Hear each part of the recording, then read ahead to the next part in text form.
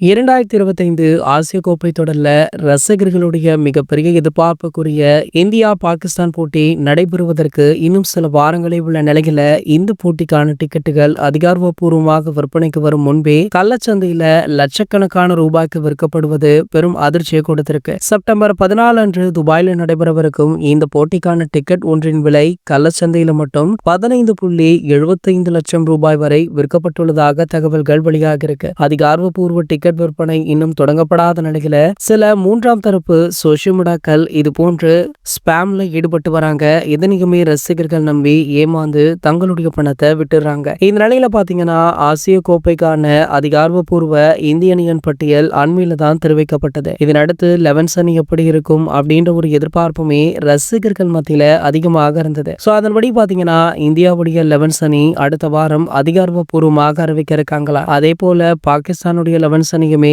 அடுத்த வாரம் அதிகாரப்பூர்வமாக அறிவிக்க இருக்காங்களா. ஆகையால இதனை எதிர்நோக்கியுமே ரசிகர்கள் ஆவலுடன் காத்துட்டு இருக்காங்க.